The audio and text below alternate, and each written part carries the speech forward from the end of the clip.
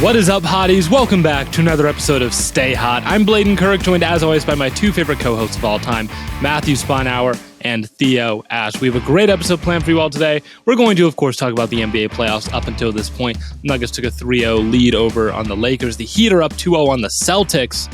And then, of course, we're going to do our defensive Rookie of the Year draft. Last episode, we did offensive Rookie of the Year. Today, we're going to do defensive Rookie of the Year. If you didn't see the Offensive Rookie of the Year draft episode, make sure you check that out. It'll be the same structure today. And then we're once again going to do another listener mailbag. This time it's actually from the Twitter. All right. This time it is from the Twitter. Last time it was from the chalkboard. Where was it from last year? Oh, okay. It was from the chalkboard. I said it was going to be from the Twitter, but it was actually from the chalkboard. This time, and I saw the tweet out beforehand, so I know I'm right on this. It's from the Twitter. But before we get into that, Matt, Theo, how are you guys doing today? I'm good. I've got a big audition tonight. An audition for what? There's auditions tonight. I'm not auditioning though. What? I'm the stage manager. I'm a stage manager for a show in town. So I'm just there to help run it. Yes, this is my summer project. This is what's going to bring me to the next football season. Is this all summer? Then it's going to end, and then I'm going to move to Denver, and then I'm going to take a vacation, and then it's going to be football season. And these are my step-by-step plans. You've got it all figured out, man. Yes, I absolutely do. Everyone should look to me for the ultimate guidance, the wisdom, how to structure your life. He's got the vision. I'm the picture of organization. I'm the pinnacle of human existence here. Is you're looking at him. That's what a real man looks like.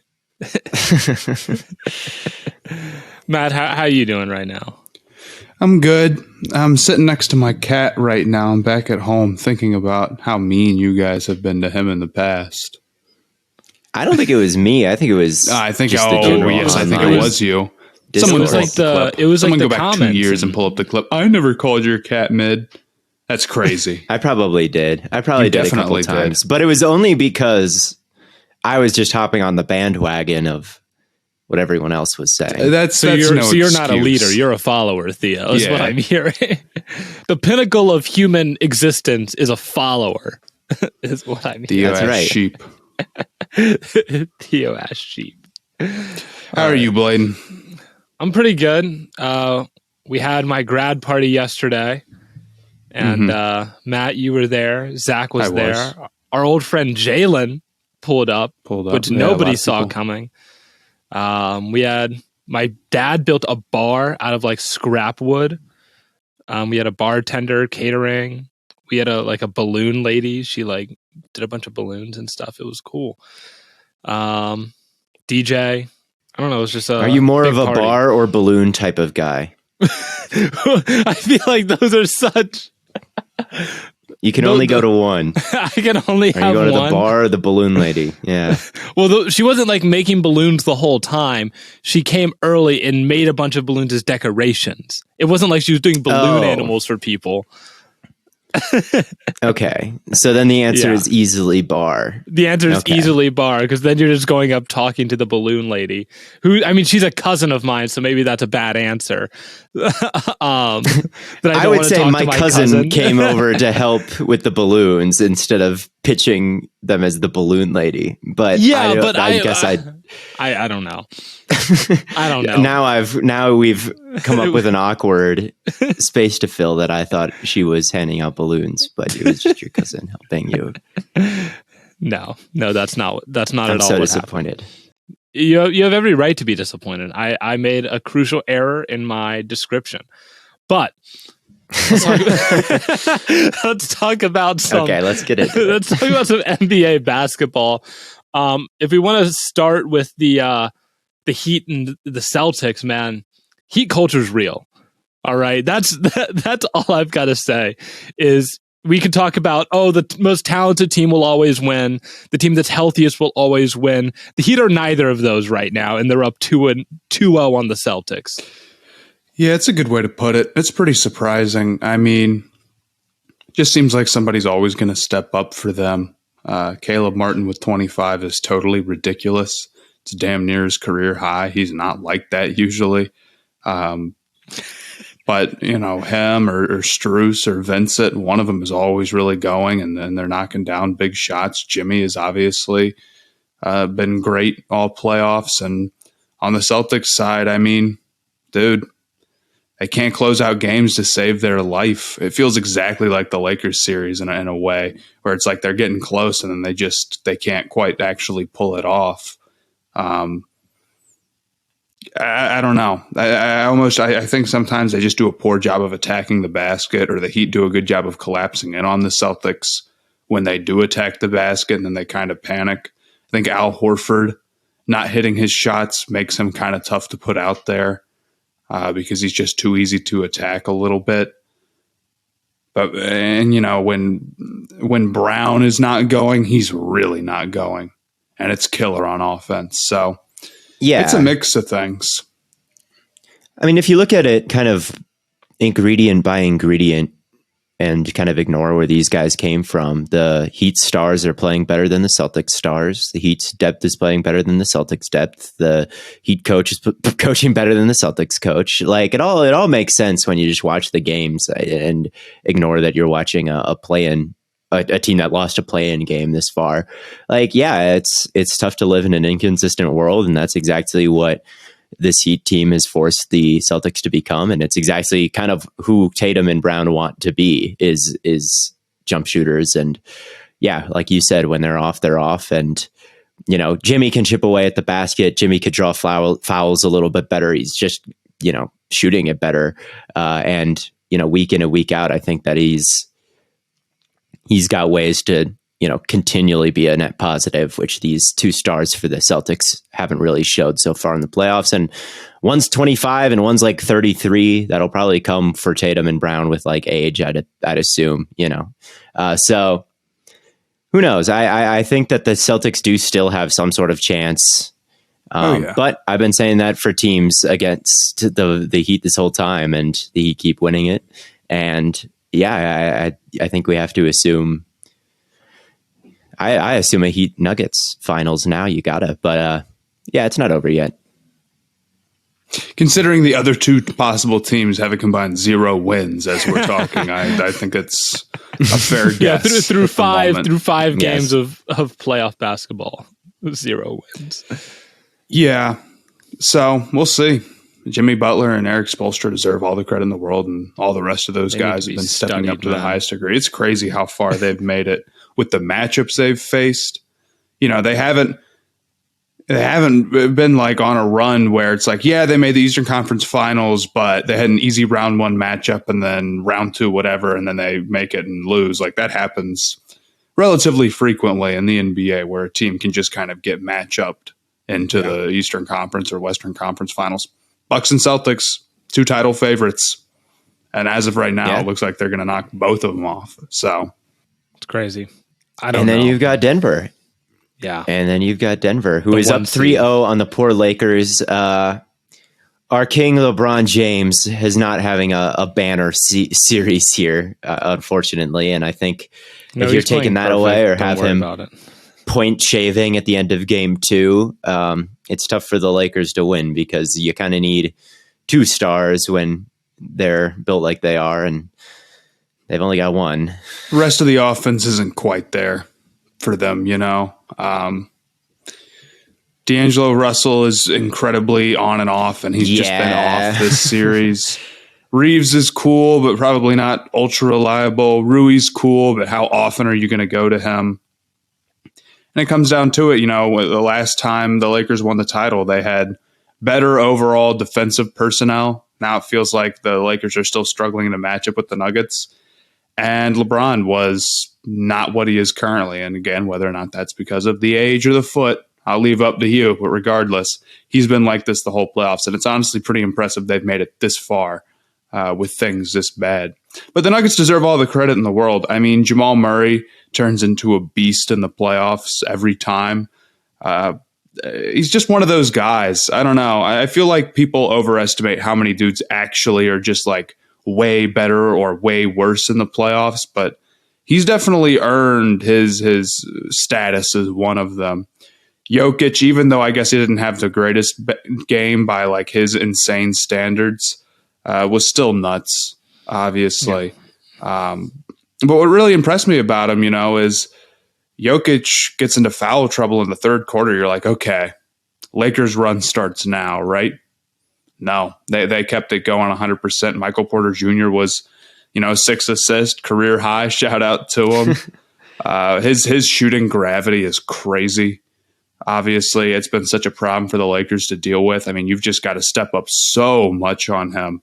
And if he moves the ball even a little bit, it just opens up so much for the offense. And then KCP has been absolutely knocked down. Bruce Brown has been absolutely knocked down. If you told me that this team was hitting 80% of its open threes in these playoffs, I'd totally believe it, man. It feels like they never, ever, ever miss them. So if you told me the Lakers missed 100% of their open threes, I'd believe exactly. You, and that's really what it comes down to for the Lakers is that I don't think their role players are better than they were at the deadline. But they're still not that like you still Russell. Too many guys. Don't talk about D'Lo like that, man. Are one-way players. They've got too many dudes. It's like Schroeder. Yeah, he is a point guard who cannot shoot from three particularly well. Russell, not good defensively and just completely on or off on offense entirely, and he can be really really bad when it's bad.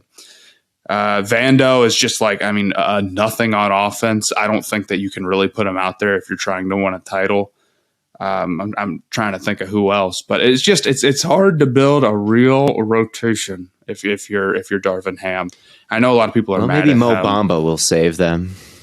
Yes, he's the other one they got at the deadline that hasn't. Yeah, but he has a song named after him. Did he play in the last game? A very famous Mo one. Bamba will save them. We say Lakers in 7. 3-0, but they're getting Mo Bamba. Hey, yeah, they may be down 3-0, but the Cavs were once down 3-1, and that had never happened before in the finals.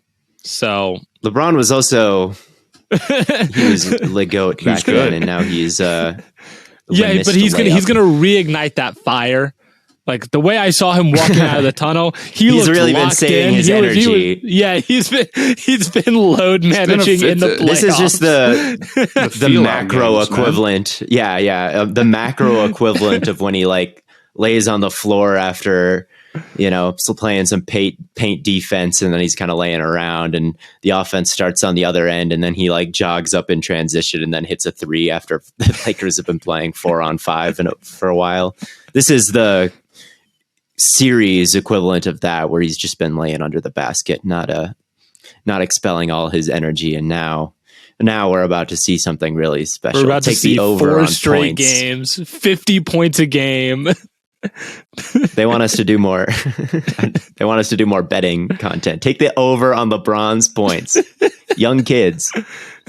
The sales team is going to love this. What are the Lakers right now to win the title? Like plus 3,000. Young kids, take that now. Yes, your parents' credit kids, card. Tell your parents.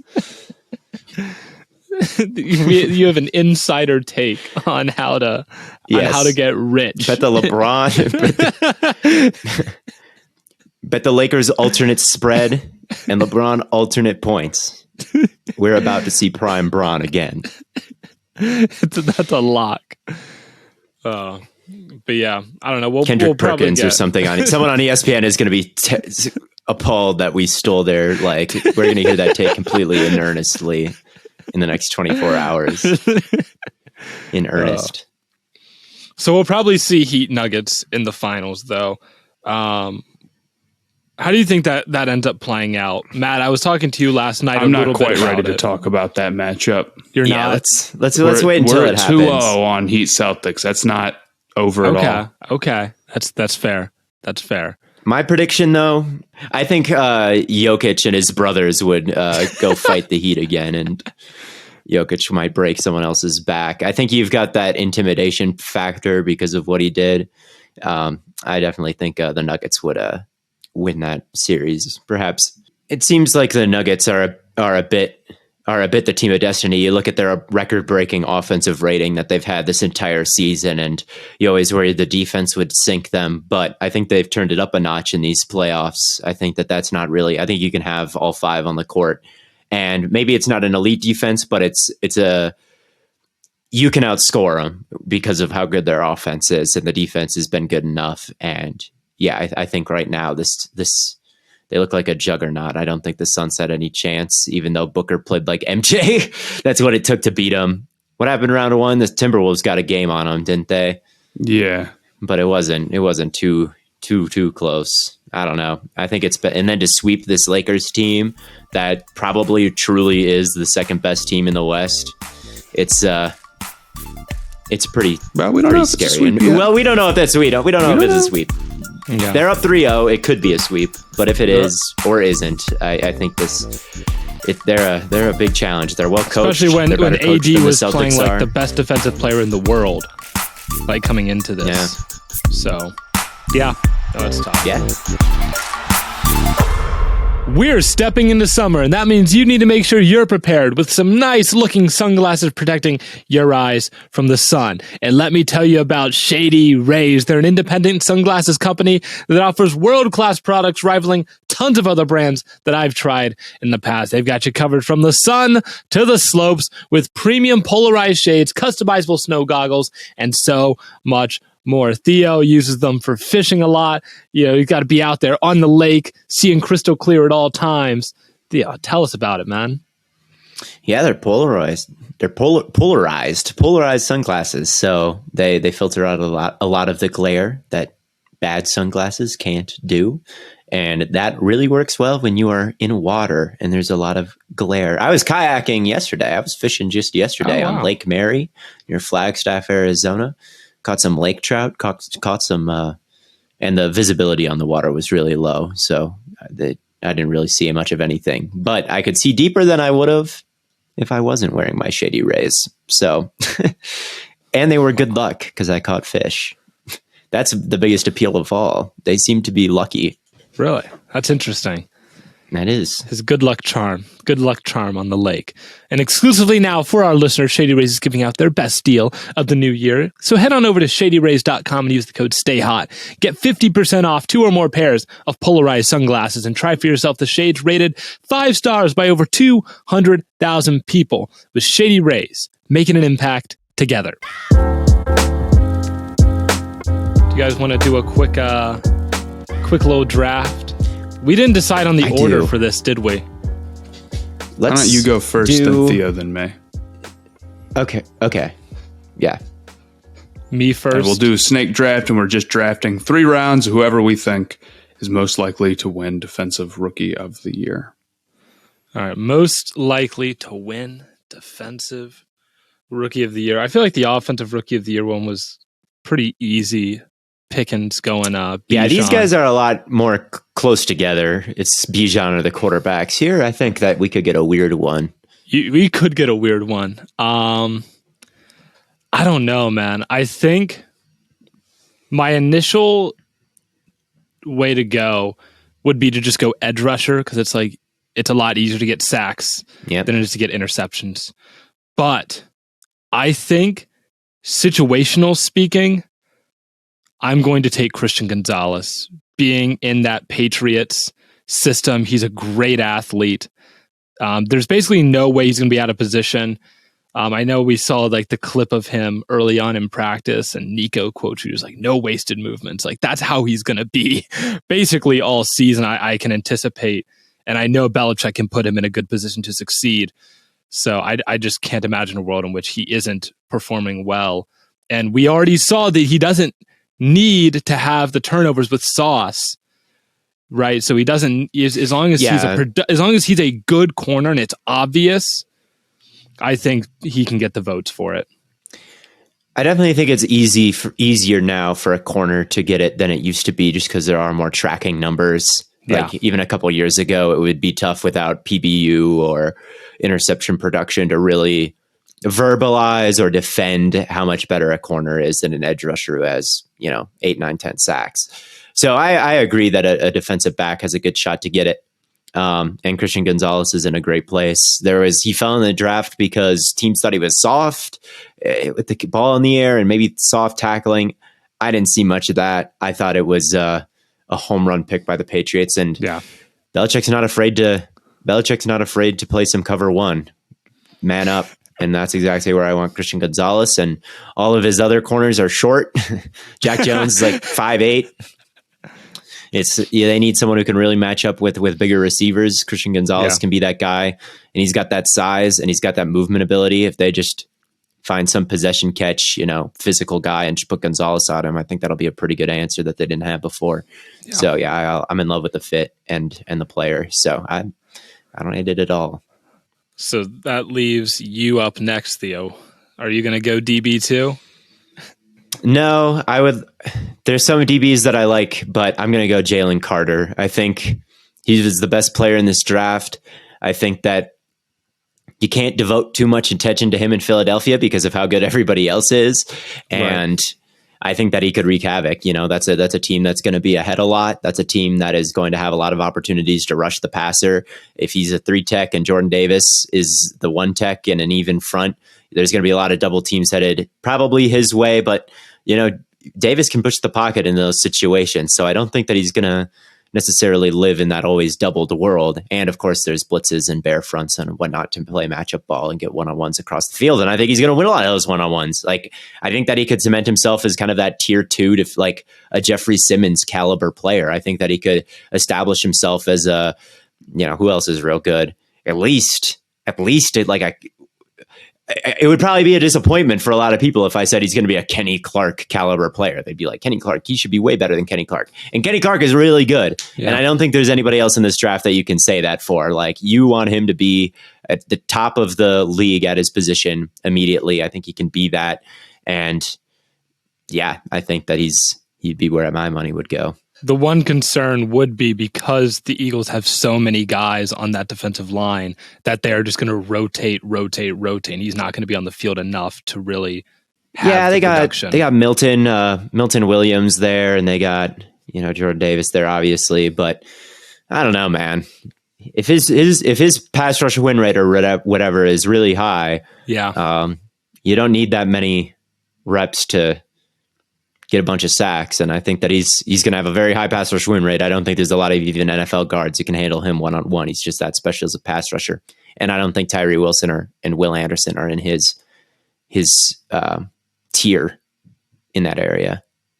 As long as he can be on the field and keep his weight up and stay out of trouble, Fair enough. Matt, third pick. I can't believe neither of you guys took Will Anderson. I think he's far and away the favorite. I think edge rushers are a huge advantage for this award. I mean, Sauce won it as a corner because he was the best cornerback in the NFL. Like, straight up. Yeah. I mean, I like Gonzalez. I don't know if it's fair to expect that from him.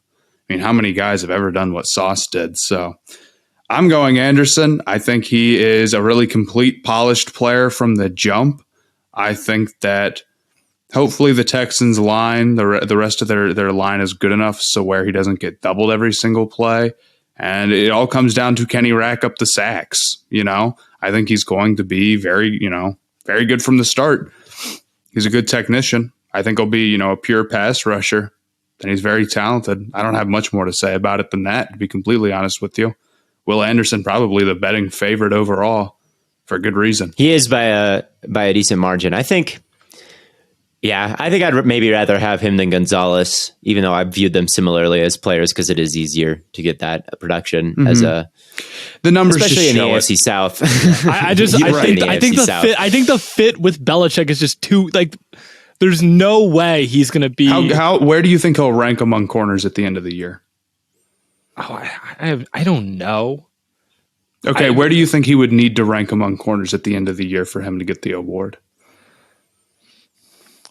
I don't know if he would need to rank super high if he had a. I think he would, because you need to be a good player to win, or have really high production. But if he had really great production, then people would just rank him really high, I guess. Anyway. See, but that's the problem. It's like production from a quarterback can happen, but it's pretty 10. Rare. He'd probably have to be about a Denzel Ward caliber of corner. That's fair enough. It's definitely possible. I don't hate that pick. I just think it's tougher as a corner to show that you're great. And I think Sauce is just an outlier. I guess that's fair. Yeah, you don't see many like him to come in the league and dominate that right away. Like, what was Surtain? Although I guess Micah Parsons won it in the Surtain year, and that's pretty tough. I don't think there's going to be a Micah Parsons from this class. Certainly not Will Anderson. I don't think it's going to be his caliber right away. Maybe Tyree Wilson or Nolan Who Smith. knows? Maybe. I mean, Surtain and Tyreek Woolen and Sauce all in the last 3 years. Horn was good as a rookie for the 3 games he played. Maybe some of these top guys are rating him. So, yeah, we've had there's a lot of good young corners in the league right now. That's a very strong position group, and hopefully with this draft, it continues to look that way because there's a really good draft for them. But anyway, Matt, you get 2 picks in a row. Debating between Witherspoon and Nolan Smith right now. I think Nolan Smith's in a really good spot because there's going to be a lot of other guys there, and he could quickly get in that rotation and rack up some sacks. And when you're playing on a good front 7, it just creates more opportunities. But I think Witherspoon I like more as a prospect. But the problem with Witherspoon is, like, if you're going to win the award, you got to be like a follow everybody around type guy no matter what. And I just don't know if he matches up one-on-one with everybody. He's also going to be on receiver 2s because of Woolen, probably more often than not, if he is going to be matching up, in man. So that makes things a little bit tougher. Whereas like Gonzalez or Sauce or Surtain, all those guys were like, I'm the number 1. That might not happen with Witherspoon right away, through no fault of his own. It's just there's also another really good cornerback there by chance. So I guess I question both their roles a little bit, but I don't know. Witherspoon, I think I'll roll with Nolan's. Okay. No. I think I'll roll with Nolan Smith. I think edge rusher is a big advantage. I could totally see him tearing it up early and often, and then the Eagles defense. No Tyree Wilson. Oh, Tyree Wilson's another good one. I guess I would question whether or not the sack production will be there for him day one, in the same way that I think it could be for Nolan Smith. Tyree Wilson, obviously the better prospect, I think. Well, maybe not obviously, but he's viewed widely as a better prospect than Smith. And he's an edge as well. But I think even if he pans out, it might take a little bit for the sack numbers to come along. And at the end of the day, that's what matters. So I'll probably pass on Wilson, through no disrespect to him. Yeah. Maybe I'm too high on Smith. Who knows? I think Smith could have a good year. I think that it won't take... I think one thing about him is he's going to be really good at turning his pressures into sacks. Nolan Smith, he's so hard to juke because his change of direction is so special. Right. I think he's going to be someone who maybe doesn't have huge pressure numbers, but I could see him having a high percentage of sacks through stunts, just through winning very quickly around the edge. I think that he doesn't have the highest ceiling year one because he doesn't have that power element to his game. So, he can't, use one as a threat to leverage the other into success because he's only got the one, really. But I think that one could result in a lot of sacks more than a lot of pressures. And I think that that's fine, if you get a bunch of sacks. But I would take Witherspoon over Smith. And that's who I'm going to select here. I think that one thing that's going to draw a lot of people's eyes to Witherspoon is just the production on the ball. I think that we're going to see forced fumbles. I think we're going to see interceptions. That's a good point. I think we're going to see sacks. And I think we're going to see a lot of tackles because I think we're going to see a lot of one linebacker looks with maybe just Wag. I don't know how that's going to look, man. I don't know about this Seattle linebacker room with Bobby Wagner. Is Jordan Brooks healthy right now or no? I mean, I don't think he'll be ready at the beginning of the year. We'll see. Okay. We'll see. I just think that, they're going to be asking Witherspoon to come down in the box and help out a lot. I think that they're going to want that body defending the run. So I think he's going to, have a bunch of tackles as kind of a nickel corner. I think that he's a ball hawk. He's someone who has good ball skills, reacts very quickly to the thrown football. I think he's going to be jumping routes. I think he's going to be getting picks. I think he's going to be getting sacks. And I think he's going to be getting tackles. And if he's not going to be on wide receiver ones, maybe that's something that critics point out with Witherspoon.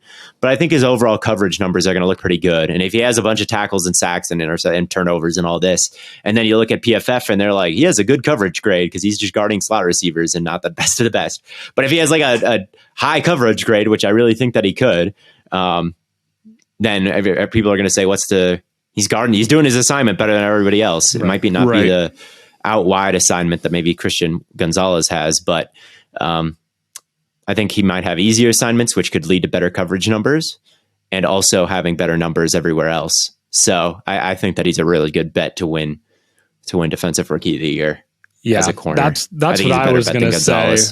When Matt, I didn't want to give away my take after you named it, though. Yeah, it's just, oh my God. I think there's going to be a lot less pressure on him to be like this lockdown corner because of Woolen. And he plays in Seattle. It's Pete Carroll. He's a DB coach. Like, he develops DBs no problem. Just his entire career. Richard Sherman, 3rd round pick, get in here. Yeah. You know? Was a awesome. Bunch of late round picks. Woolen was great. And then Woolen, no doubt, last year. Right. Now you spend a 5th overall pick, you go to a defensive backs coach like that. Yeah. It's over. The Vince Carter. After the dunk, it's over. Okay. So I'm up next. We still haven't taken Tariq Woolen. Or not Tariq Woolen, Tyree Wilson. For good reason. Good reason we haven't taken Tariq Woolen. We still haven't taken Tyree Wilson, who isn't the pass rushing not being there right away is the big concern. But with Crosby being on the other side to draw attention, he could get some favorable matchups potentially. With great speed to power, I could see that working out well for him quickly. Right. There's also Brian Branch in Detroit, who could fill a similar. Maybe. you don't like Brian Branch? I love Brian Branch. There's just like 3 other nickel corners, safety, and he's a second. It's a tough. I love Brian Branch. That's a tough rookie of the year case. There's also they got Gardner Johnson there. What about Van Ness, man? Tell me about Lucas Van Ness. Lucas Van Ness winning Defensive Rookie of the Year. Show it to me. No. Damn it. No, I think I will. I think I will roll with maybe with your next pick after this one. Yeah, I think I'll roll with Tyree Wilson with this first one. I do think with Nolan Smith being off the board and Witherspoon being off the board, those were going to be my next 2 picks. But I figured you guys would take him anyway. But no, it's just like I said, he's gonna get some opportunities with Max Crosby on the field. He's gonna have some opportunities to get some good one-on-ones. He's got incredible power, incredible size. He's a great athlete, and even though the technique as a pass rusher isn't there right away, he might not always need it. And if you can just overpower someone and just back someone up into the quarterback, that's going to be impactful as well. I think with my next pick, this is where things are starting to get really, really tough down into the nitty gritty of things. And I think I'm just going to start just picking guys that I like. So I think there's one really good pick left. I think there's one really good one pick left. Yes. Oh, I know who yours is. You would say. Who do you think it is? Just tell me when I make the pick next. I'll tell you if you pick him, and then if I pick him. I know I'm not going to pick him, but I know exactly who you're going to pick. I know who you're going to pick. Matt knows who I'm going to pick because I have money on him. Are you going to pick like Siaki Ika or something? What? No. No, you're going to pick Joey Porter Jr. I'm going to pick Joey Porter Jr. and you're going to pick Deontay Banks. That's how this is going to go. No, I'm not going to pick Deontay Banks. I'm not really gonna pick Deontay interesting. Banks. Yeah, that's interesting. I don't know who you're going to go with that, but I'm trying to think now who you're going to go with. But yeah, I'm going to go Joey Porter. The Steelers lost Cam Sutton last year, so they really needed to bring in another corner.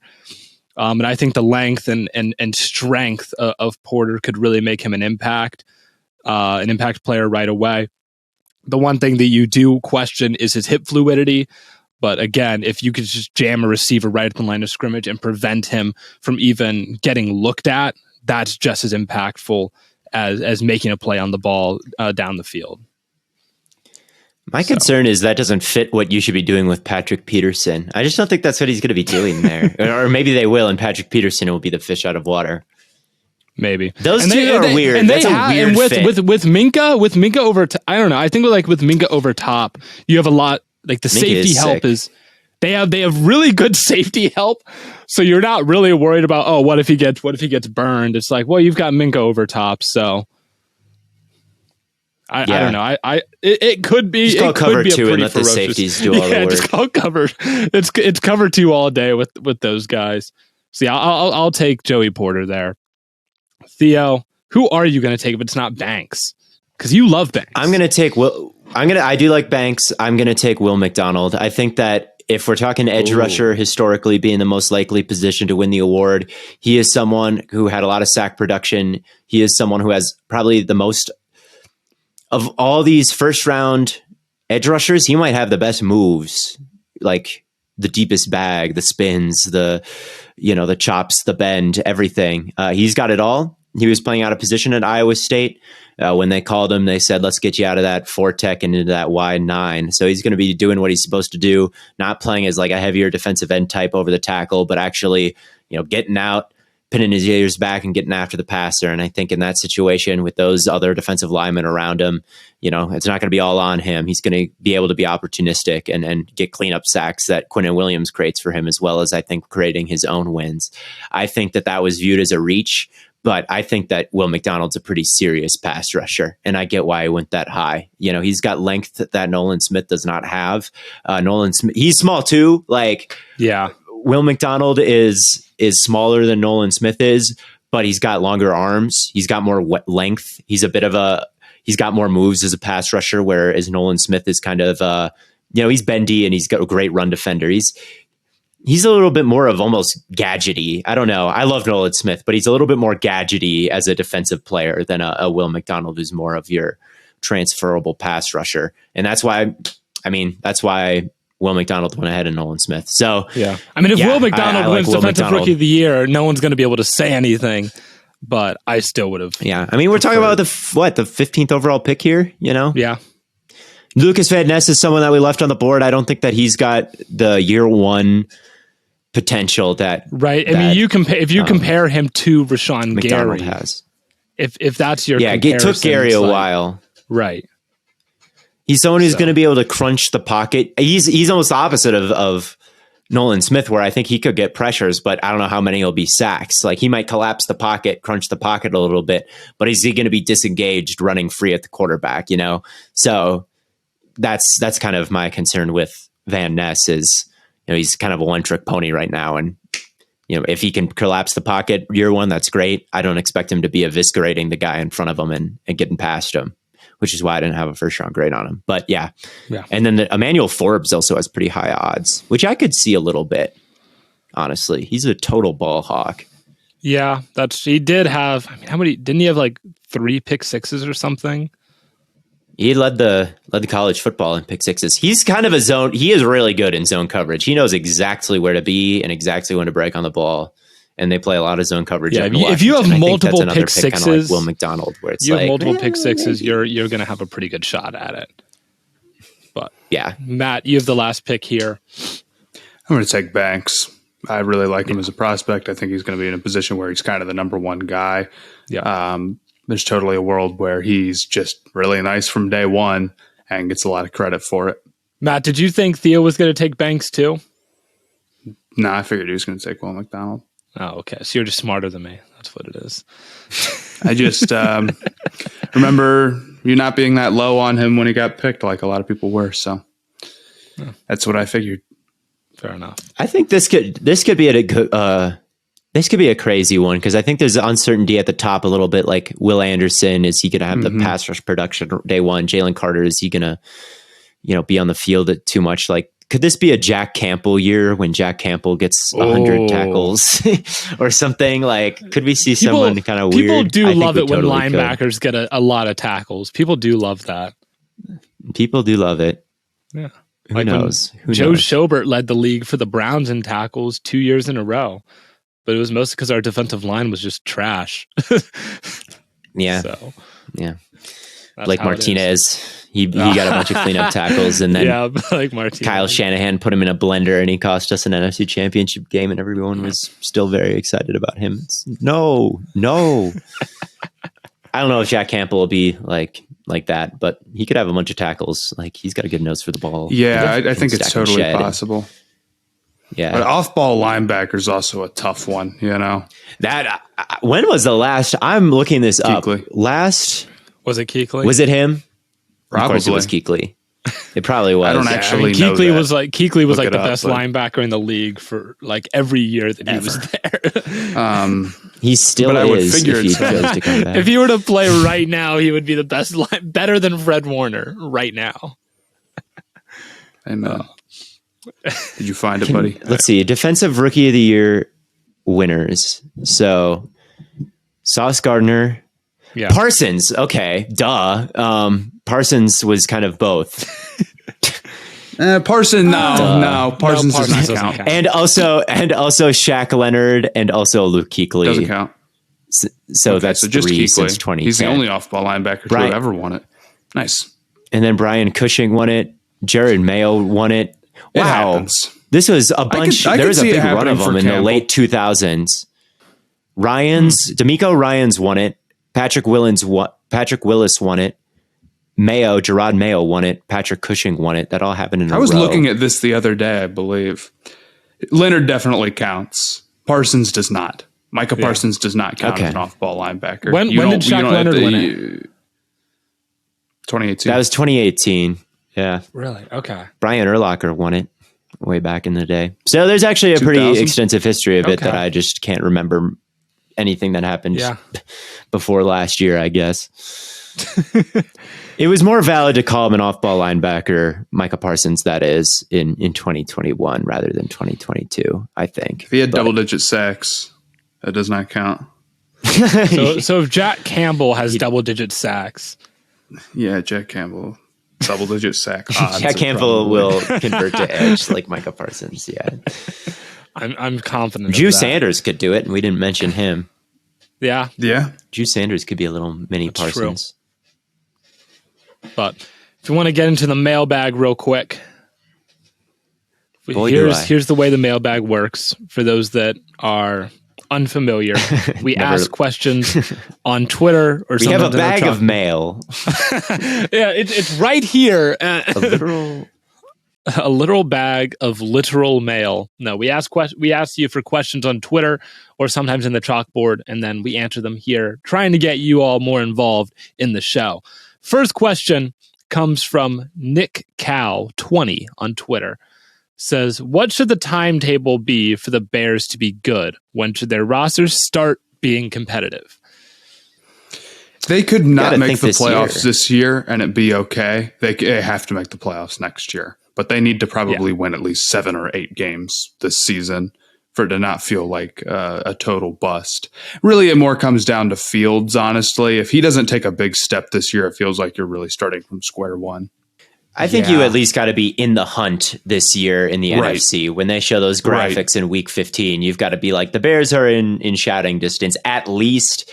And if they make it, that's great. If they fall just short, then I think not everybody is getting fired as long as they aren't doing something like winning in spite of Fields, which I just can't imagine what happened with this Bears team. I just don't know like how they would be okay if Fields isn't okay. Right. So I still worry about their defense a lot. I worry a little bit about Eberflus, their head coach, being like, just out coaching guys week in and week out. Like he plays a pretty vanilla brand of defense that was always whatever in Indianapolis. And then he came to Chicago and had just a terrible defense, but admittedly had no talent. I still worry about the fact that, there's not that much talent in the cornerback room and rushing the passer. So I think that it could be and then I'm like so neutral on Fields, it's unbelievable. Like I'm not super pro Fields but I don't want to be anti Fields either. I'm like watching with great interest. So I don't really want to make a prediction like, oh, Fields is going to light the league on fire, or, Fields is going to crash and burn. I could definitely see it going both ways right now. And I think anybody who says like they really know. They don't know. I agree. They're their expectation is to be about as good as the Lions were last year. Yeah. That's fair. Sure. Yeah. They fell just short of the playoffs and everyone was happy. That has got to be one of the all-time great don't make the playoff seasons. It's all about expectation, baby.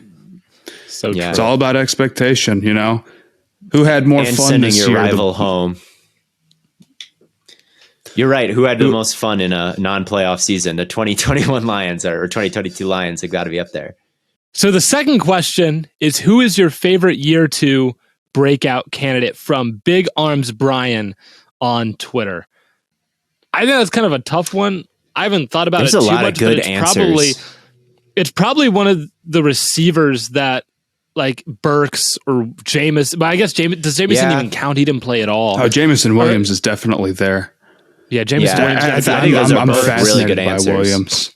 He had one catch last year. That's right. And now he's out for. So now it's like touchdown. I mean, he's got to be the guy, or it's just Amon-Ra St. Brown out there. I feel like a lot of my hype for the Lions comes from the fact that it's like, hypothetically, they have a really sweet receiver room that's really like balanced with Ra and Williams. But if Williams doesn't pan out, it feels like you got to go back to the well and try to add again. So I think that's a big one. I'm going to ask you a question that has to do with the Lions, but does not have to do with this mailbag. Do you think the Lions would make the playoffs in the AFC? There's Depends all this on what division they play in. Okay, let's say the AFC West. They'd be better than the Let's say the Raiders. AFC South. Let's say they're the second contender AFC with the Jaguars South? in the AFC South. Let's say the AFC South. And we're kicking, I don't know. There's just 5 teams in this division. I don't see any reason why their offense wouldn't be really good again. So they're going to have a strong offense, right?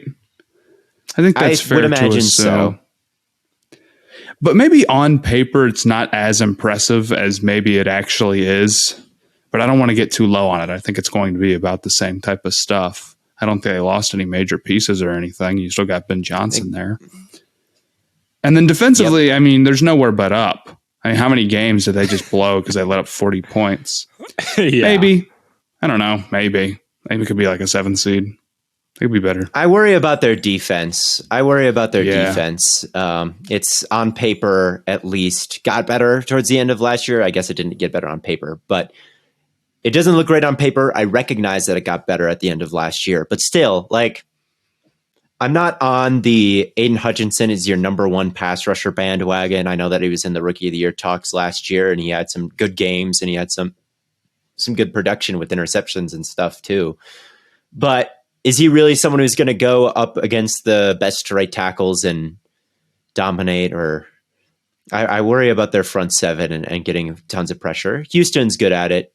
I could maybe get talked into it to some extent, but I couldn't get talked into it to the extent of like top 16. I still don't look at their secondary and say they've got the guys to match up against the best receiving cores and play all the man coverage that they do. And I don't see the good guys in the front 7 to be like, there's a bunch of Pro Bowlers here. And they play a kind of our defense is better than yours. Our players are better than yours type of defense with all the man coverage that they run. And when your players aren't better, it's tough to run that. And that's why they were the worst defense last year. And it's like, well, how much better is it really now? And maybe it just keeps going and growing from that second half of last year, but I'm not totally convinced. I don't know. I would probably lean maybe as well, because the Bills will miss the they'd playoffs, be right around the bubble by a game or whatever. And they could. The Lions are win that division over the Jaguars. It's in play. I'll say. Yeah, it's a tough one. I was wondering what your guys' thoughts were in the comments. But anyway, second year breakouts. This has nothing to do with it. Your two breakouts. I think the receiver Burks and Williams are the two big ones to me. I don't know. I think there's a big one will be David Ajabo for Baltimore, who they picked, who was going to be a first round pick and then tore his Achilles in the pre-draft process, I think it was, and missed most of the season, if not all the season. I think he played in a few games towards the end. Someone who a little bit like Will McDonald, and he's a bit of an undersized pass rusher with a bag. And the defensive line for the Baltimore Ravens desperately needs someone who can get to the quarterback with the departure of Calais Campbell. Like Owe hasn't quite been able to do it. You know, there's not a lot of other great pass rushers there. If Ajabo can be, you know, their sack leader, I think that is within the realm of possibility. And I think he's going to have to be pretty productive. Otherwise, I'm not super high on that front four. So he's someone who I think, and also Cam Jurgens, another second rounder, with the Eagles right guard leaving for Pittsburgh. I can't quite remember how to pronounce his last name, so I'm not going to try. Cam Jurgens, who they drafted in the second round last year, is going to finally probably start at that right guard spot next to Kelsey. And then after Kelsey probably retires after this season, he'll kick inside to center. But we're getting the debut of Jurgens, who is someone who was maybe the best center in last year's class. So I think both of those guys are breakout candidates in that they didn't play much last year, and this is kind of their real rookie seasons. So maybe that's a bit of a coward answer, but I think that we all got to remember them. Yeah, I almost forgot about Ajabo. I liked him a lot last year too. Was the question who are you most excited for? Just like, who's your favorite year two breakout candidate? Ritter, baby. Yeah. First off, he's a quarterback, and second off, he went to Cincinnati. How do you think he'll do? Going to be good. I'm honestly really interested to see how he plays. What would you consider like a success if he gets the starting job next year too? What do you think? Like, what would he need to do to get that? He needs to be like in that, like, you could argue him top 16 tier. You need to have a little bit of like a Geno year, I think. Like, whoa, that guy's I think like Pro Bowler type of year would be, if he's less than that, you're like, yeah, maybe. I don't know. It's like little Goffy, little Kirky on a rookie deal. I'm taking that all day. Yeah. But that's like Pro Bowler, right? Like Goff played at a Pro Bowl level last year, I would say. Okay, well, Pro Bowl level with 12 alternates? Because then what does that even mean? That's exactly what I'm saying. Like Pro Bowl, like low-end Pro Bowl. Better than Tyler Huntley. That one didn't count. But like Mac Jones 2021 type Pro Bowl alternate. Okay. Like maybe he'll be like a Garoppolo type deal. Like I just would like for him to Derek Carr season. That's what you want. I hope it works out for him. Because they've got all the weapons and they've got the line and they've got the play caller. I think like everything is in place for him to have like a fake efficient year. You know, like this is it. Yeah, right. He needs to be like one of these he's not actually top 10, but look at the number. Like he's top 10 in EPA. Like I think with this play action ass, run heavy ass, you know, option offense, he needs to have some fakes. Like he needs to be able to pull that off at a decently high level. And we can debate, you know, how good he actually is, but I think that he needs to be able to run this thing pretty smoothly. And I mean, this was an offense without Bijan and without a good quarterback that was 10th for a long stretch of the season in offensive EPA per play. Like they were making it work with Mariota, and that's like a real running back playing quarterback. So you need to be, I think, kind of that low end Pro Bowler if you're Desmond Ridder for this to be like a successful season. If there's a question mark, it's like he's fine, but not someone that you'd ever invite to the Pro Bowl. Then I think you got to be a little bit more than that. Who else? I mean, I think it speaks some volume that like Arthur Smith was ready to run it back. Like has been ready to run it back with Ritter after 4 games. No backup plan or nothing. They don't need it. Right. Ritter time. I'm very happy about it. You know what? I'll say this. No matter whether or not it goes the way we want it to or not, you pretty much could not have asked for a better circumstance. Like this is about as good as it could have gotten, man. Where he goes into year 2 with full control of the starting job, with good weapons around him and a good play caller that's trying to make the offense easy. That's the most I could hope for. I would also say another fair expectation for him. He's better than Stroud, Richardson, and Levis. If he's got to be better than them, because he could be bad, I guess. But if Stroud is worse, if Levis doesn't play at all, if Richardson is worse, then it's like, well, then what did you want him to do? Like, you wanted him to draft somebody, and like none of those guys were good. That would at least prove their thought process right if they weren't high enough on those rookies to make a move for them.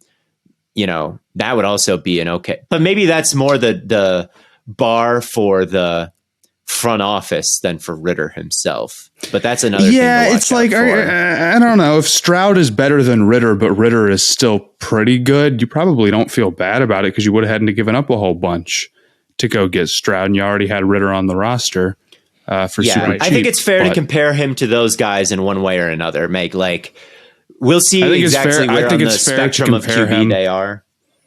Go ahead. I think it's fair to compare him to Richardson and Levis. Bryce and Stroud went young and 2. I don't know if they had a real chance to trade up for those guys. Stroud did go 2. I was like, I guess you could argue they should have traded up to number 1 overall, but then it's starting to really like. I kind of feel like the Panthers just jumped on that before other teams like really got themselves set. Yeah, but I think they made the choice not to trade to 3.